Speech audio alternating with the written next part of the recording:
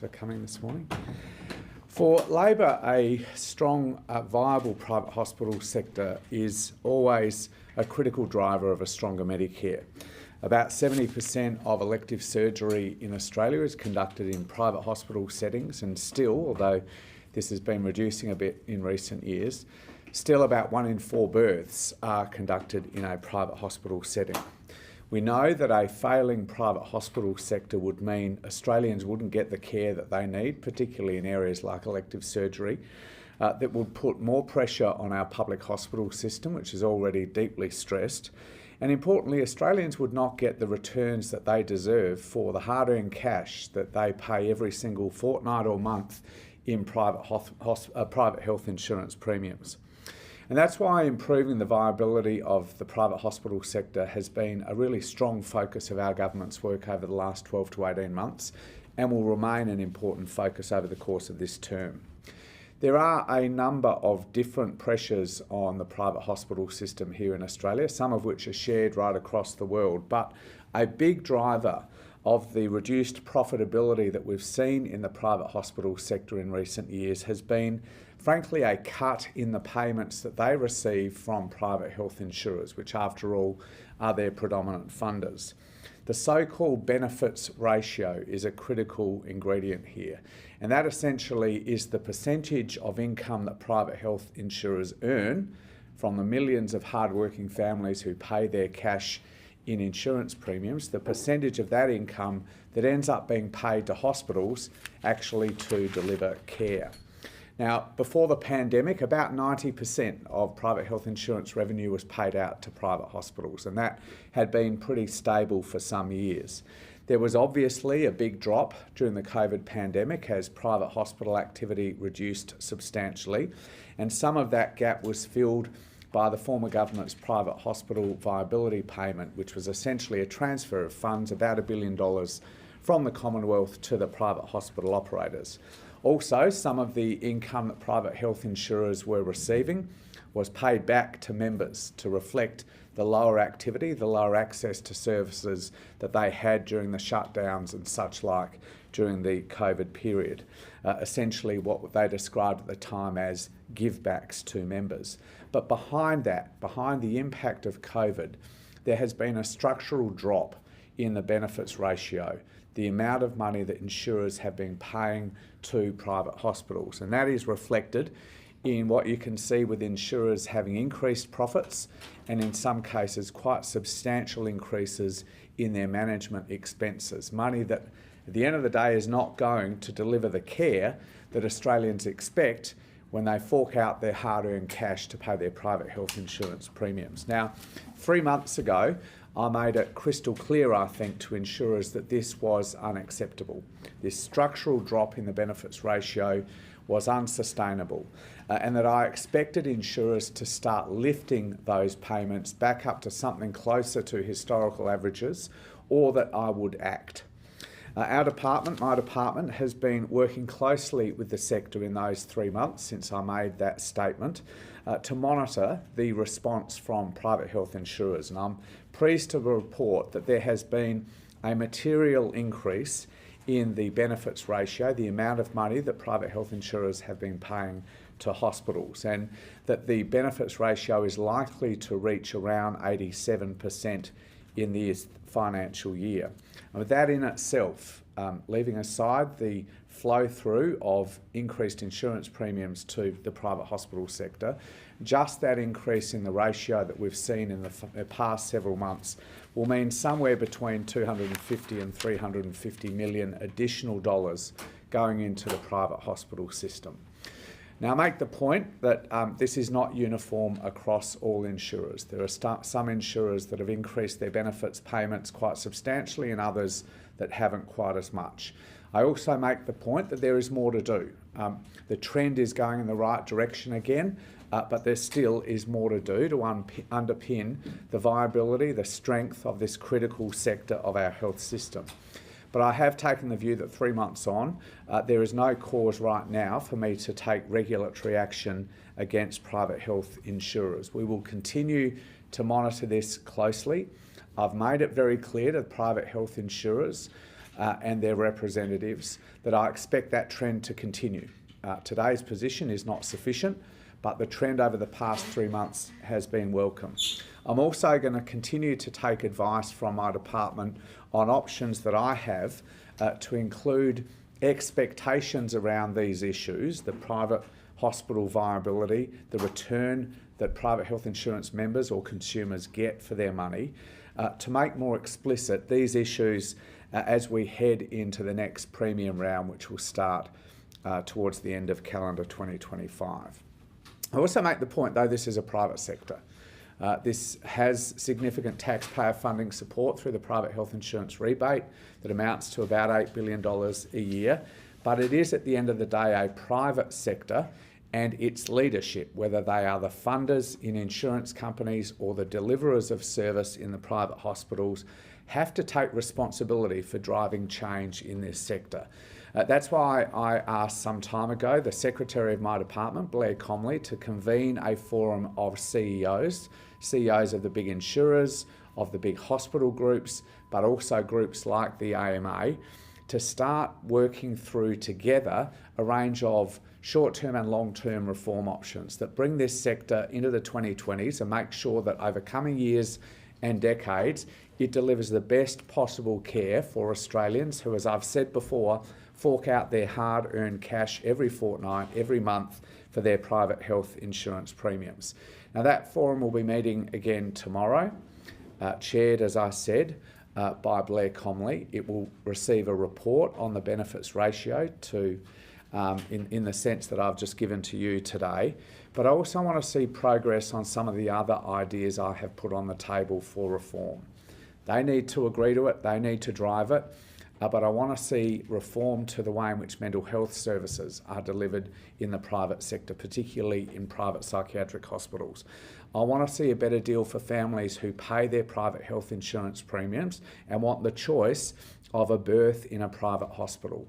And too often now, families, mums, are not getting that choice in the way in which we would all want them to. I want to see the private hospital sector be supported to shift to more modern models of care like hospital in the home, cutting the overnight stays that patients have to endure. It's more effective and efficient for the private hospitals, and it's a better way to receive care for patients. But our private health insurance and private hospital sector frankly haven't kept pace with those best practice models of care we see right around the world. But also this is a two-way street.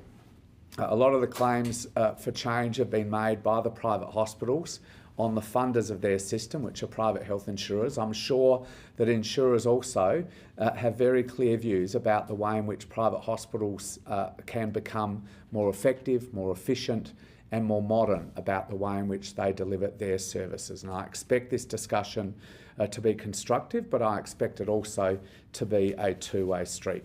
Happy to take questions. Health insurers have said if they're forced to pay private hospitals more, they'll have to lift their premiums. Is the government worried about that? And is there any way around that? Well, I just don't accept that. I mean, I've tried to lay out what is the historical position. There was a pretty stable historical position before COVID that saw a pretty stable benefits ratio, the percentage of their income they paid out to hospitals actually to deliver care. There's been a structural drop in that, and what we see as a result is reduced viability of private hospitals and increased profitability and management expenses by private health insurers.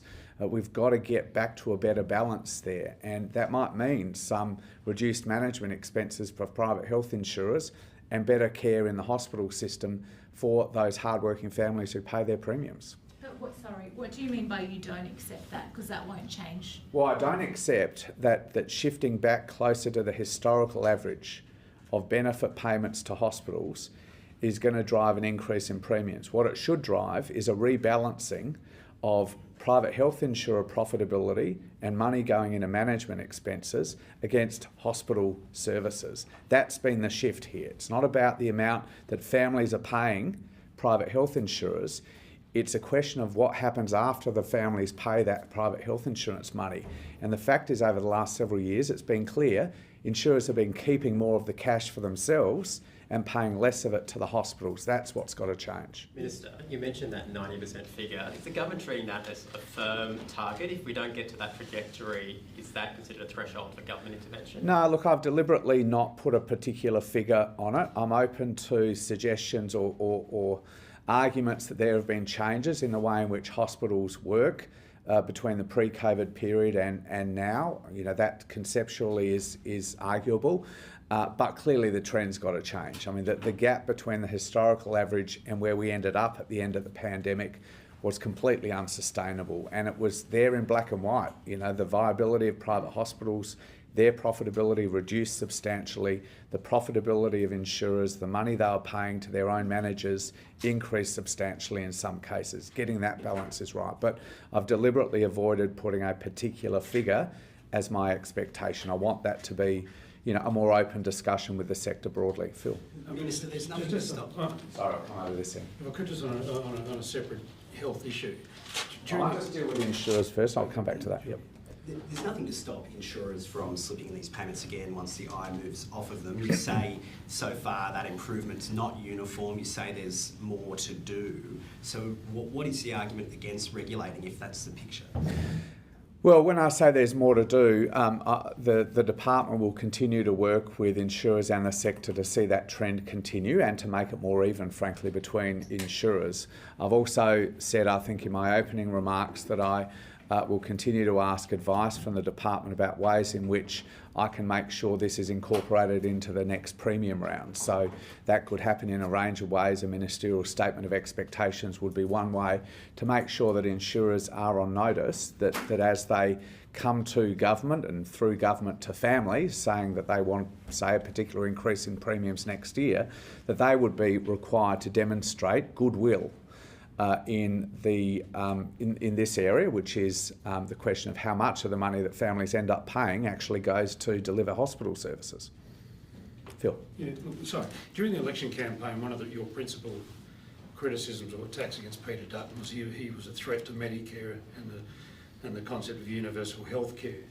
In the ACT yesterday, a Labor government has introduced a $250 hospital tax on every household annually as a co-payment for public health care for hospitals.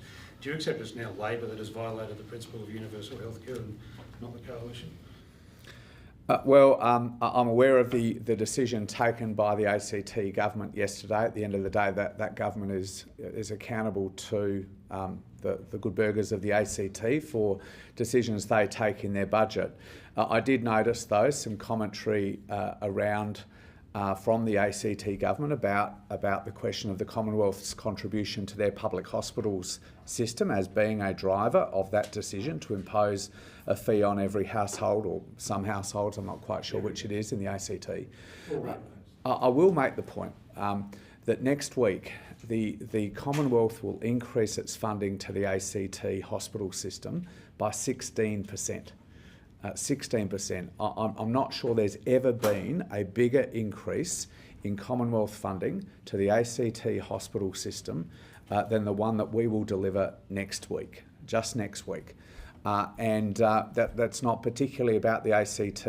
Right across the country, the one-year funding deal that we signed with states and territories earlier this year will deliver double-digit increases to every jurisdiction in the Commonwealth contribution that we make to the public hospital system. Does it trouble you as a Labor health minister that a Labor government has introduced a co-payment for public hospitals in Australia?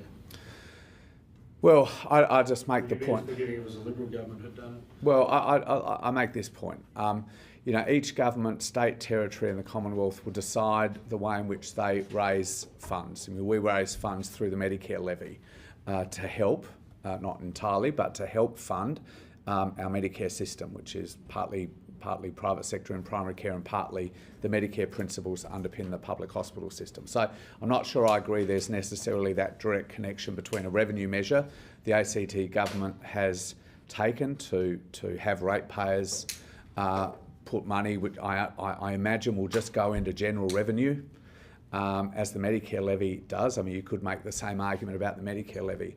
But I do want very forcefully to say the Commonwealth is putting its shoulder to the wheel when it comes to the ACT public hospital system. As I say, a 16% increase on the 1st of July. They're making, at least we've heard other states grumble about this.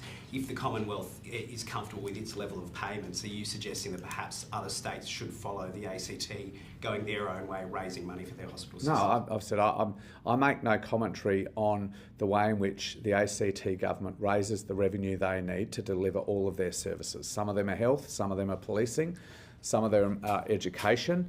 I imagine this money is going into general revenue, not hypothecated particularly to public hospital systems.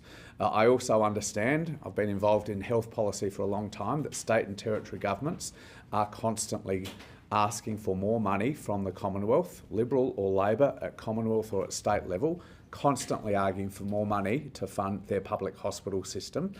Today is no different, and we're about to move into a negotiation process for a longer term funding agreement for public hospitals. I'm sure the same claims will be made. Minister, on another topic, if I can, Susan Lee is going to order a second sweeping review of the Liberals' core purpose. How important is it to democracy to have a functioning opposition?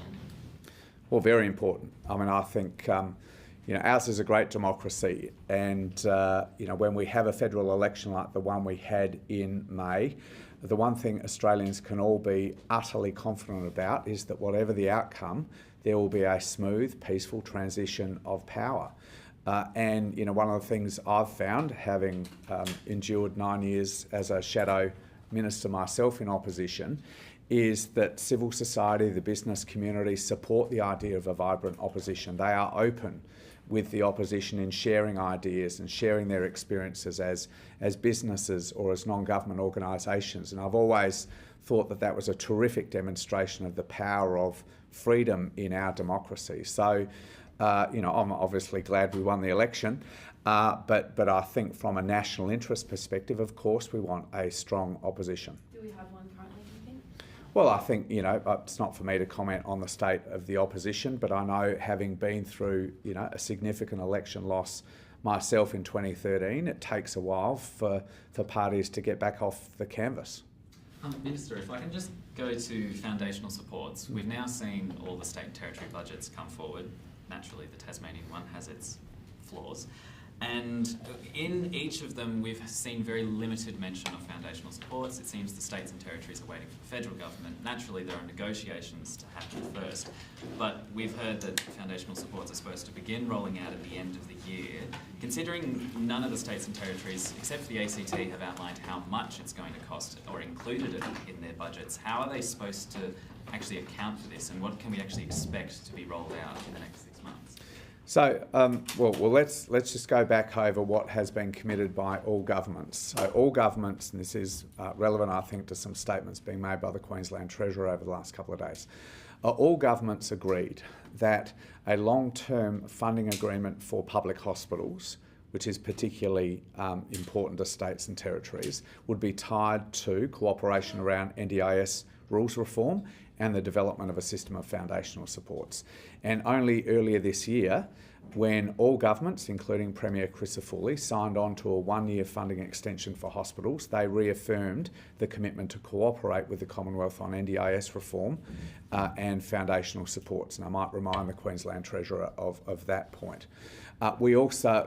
Governments also committed a dollar amount to foundational supports, which would be $5 billion each, committed over a 5-year period to develop this system. Now, Treasuries will account for that in different ways, given that the way in which that money will be expended, the shape of that expenditure over the 5 years, is still the subject of negotiation. It's not surprising not to see it in budget papers, but we regard it still as a clear commitment all governments have made, and we'll be working on that basis. If I can jump off Noel's question, were you satisfied with the levels of disability support funding in the ACT budget yesterday? I haven't had a chance to go through all of the details of the ACT budget, so I'm sorry I can't answer that. Minister, you mentioned the need for private health reform. We also heard overnight Productivity Commission say National Mental Health Agreement isn't fit for purpose, needs a wide-ranging review, effective overhaul of that system. Do you accept that, and if so, what would you be doing about it?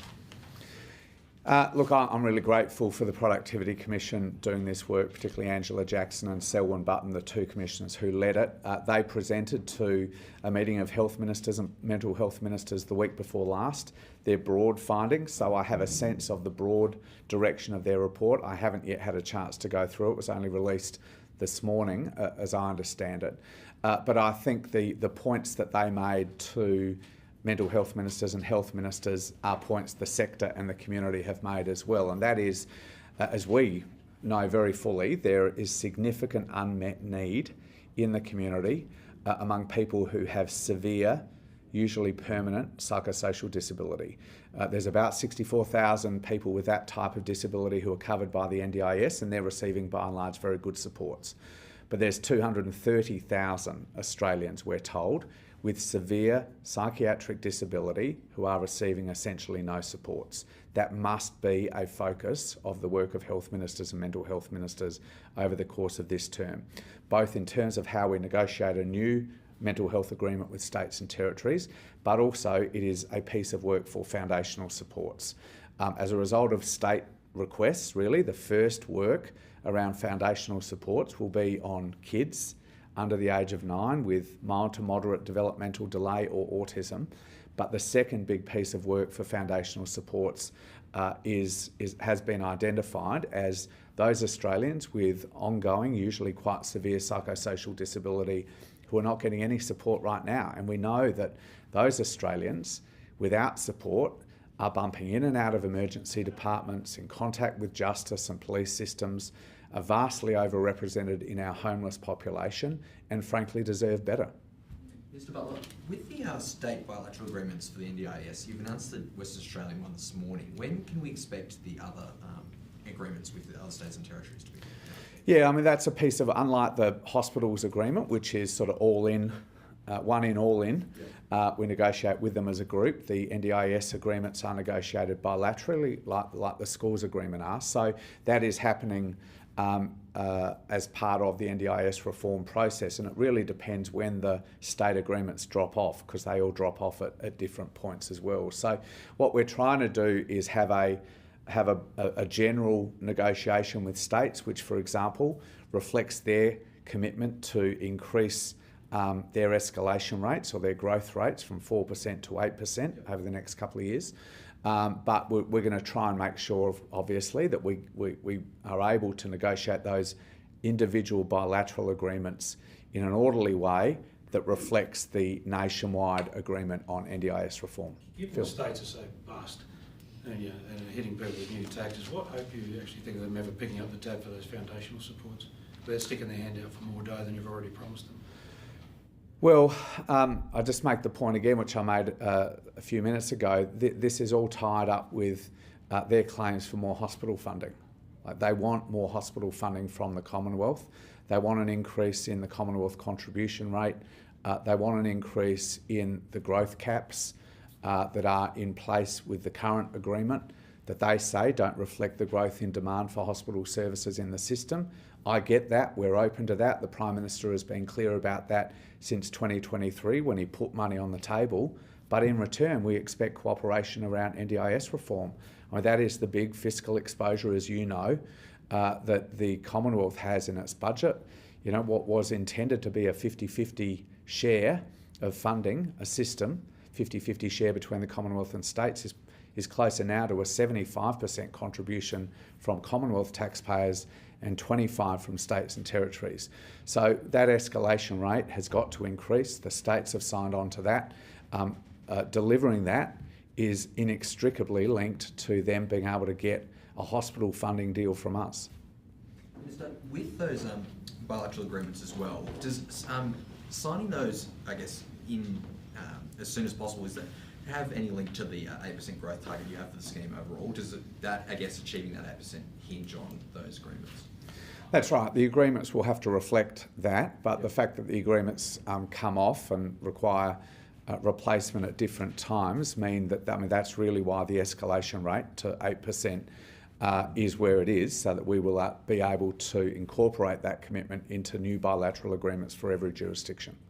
And just on another matter, health scope as well, the sale of that.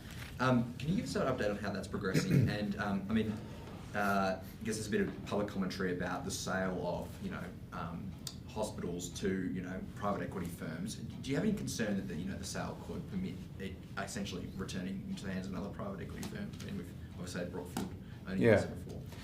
Well, when I think I made my first remarks about HealthScope going into receivership, I made the point, reminded people that when the Brookfield purchase was in prospect, reminding people there's an overseas private equity firm based in North America, that Labor, which was then in opposition, raised a series of questions that went to the question of whether really the Foreign Investment Review Board should approve that sale.